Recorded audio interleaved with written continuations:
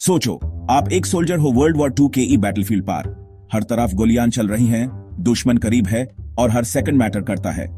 लेकिन आपके हाथ में है एक bolt action rifle. Fire, reload, aim, फिर फायर। पर शॉक तब लगता है जब आपको यह पता चलता है कि सेमी ऑटोमेटिक राइफल्स अस वक्त एग्जिस्ट करते थे। तो फिर क्यों वो हर सोल्जर के हाथ में नहीं थी? आखिर क्या रीजन था? वर्ल्ड वॉर 2 के वैक्यूटी राइफल्स दो टाइप्स की होती थी। बोल्ट एक्शन राइफल्स जैसे जर्मन कार 98K और सेमी ऑटोमेटिक राइफल्स जैसे अमेरिकन M1 ग्रांड। डिफरेंस क्या है? बोल्ट एक्शन में आपको एक शॉट के बाद मैन्युअली रिलोड करना पड़ा है, जबकि सेमी ऑटोमेटिक राइफल्स में एक के बाद एक मल्टीपल शॉट्स फायर कर सकते हो। तो ऑब्वियस क्वेश्चन ये आता है कि अगर सेमी ऑटो राइफल्स ज्यादा फास्ट, ज्यादा एफिशिएंट होती हैं, तो क्यों सब सोल्जर्स के हाथ में वो नहीं थी? पहला रीजन है कॉस्ट और production time. Bolt action rifles बनाना आसान था, कम पार्ट्स, सिंपल डिजाइन और मैस प्रोडक्शन में तेजी। एग्जाम्पल के लिए एक 98 का बनाने में जो रिसोर्सेज लगते थे, वो सेम टाइम में एक सेमी ऑटो राइफल बनाने से 2-3 गुना फास्टर था।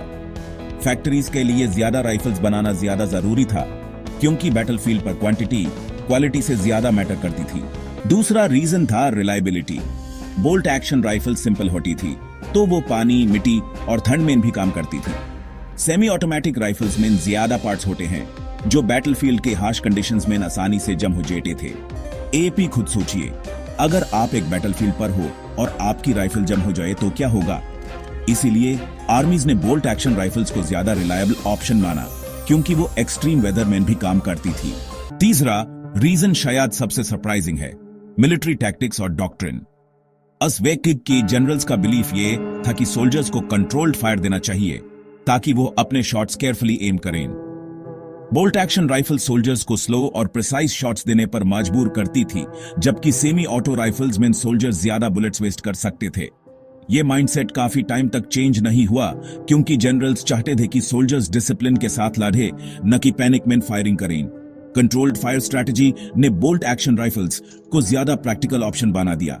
तो अब आपको पता है कि क्यों वर्ल्ड वॉर 2 में सेमी ऑटो राइफल्स ज्यादा कॉमन नहीं थी। पहला, उनका प्रोडक्शन महंगा था। दूसरा, वो बैटलफील्ड के हार्श कंडीशंस में रिलायबल नहीं थी। और तीसरा, जनरल्स का बिलीफ था कि कंट्रोल्ड प्रिसाइज शॉट्स ज्यादा इंपॉर्टेंट है battlefield power. 1 cost and production, 2 reliability and durability, 3 military tactics and doctrine. तो दोस्तों, अब जब आपको ये फैक्ट्स पता चल गए हैं, तो आपका क्या ओपिनियन है? आप ही बोल्ट एक्शन को प्रेफर करोगे या सेमी ऑटो को? कमेंट सेक्शन में लिखना मत भूलना। और अगर आपको ऐसे ही मिलिट्री हिस्ट्री के यूनिक फैक्ट्स पसंद हैं, तो लाइक करो, शेयर करो और चैनल को सब्सक्राइब करना मत भूलना। अगली वीडियो में मिलते हैं।